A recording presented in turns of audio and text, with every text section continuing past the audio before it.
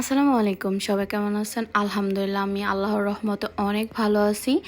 তো বাংলাদেশের বন্যা কবলিত মানুষের অবস্থা তো খুবই খারাপ। তো সবাই দোয়া করে, যে যেভাবে আছে এইভাবে দোয়া করে যাতে পরিস্থিতি স্বাভাবিক হয়ে যাক। তো তার মাঝে আমি আজকে অনেক ইন্টারেস্টিং একটা ভিডিও আপনাদের সাথে শেয়ার করতেছি।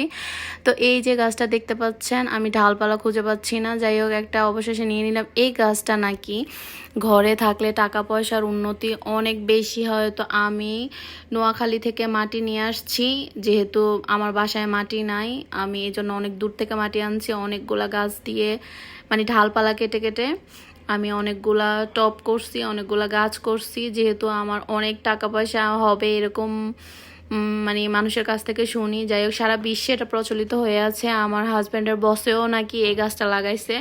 তো যাই হোক, শুধু আমি এটা মানি না, অনেকেই এটা মানে। তো এটা ব্যাপার না, এটা আসলে এই গাছটা বাসায় সবখানে সৌন্দর্য বাড়ায়। আমি তো আমার ব্যালকনিটাকে ফুরাই রাখছি এরকম টব দিয়ে, ভাবছিলাম আরও করব।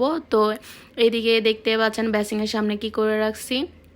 এখানে মেবি দুইটা গাছ, এখানে আমি এই পাশে একটা গাছ, ওইদিকে ওই যে দেখতে পাচ্ছেন একটা টবে দুইটা গাছ লাগায় রাখছি। আমার ভালোবাসা এগুলো আমার একটা শান্তি, এটা শান্তির জায়গায়। এই যে দেখতে পাচ্ছেন এই মগটা, কিন্তু কেউ আবার ভাববেন না এটা ভাঙা, কিন্তু আমার এটা অনেক সুন্দর একটা শখের মগ। দেখতে পাচ্ছেন এটা কিন্তু আমার কাছে এটার কালারটা অনেক ভালো লাগছে, এই জন্যই আমি এটার মধ্যে মাটি দিয়ে এটাকে টব বানায় ফেলছি।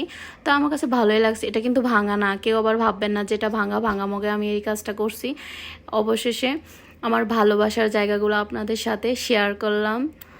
সো সবাই ভালো থাকবেন, সুস্থ থাকবেন, বন্যা কবলিত মানুষের জন্য সবাই দোয়া করবেন।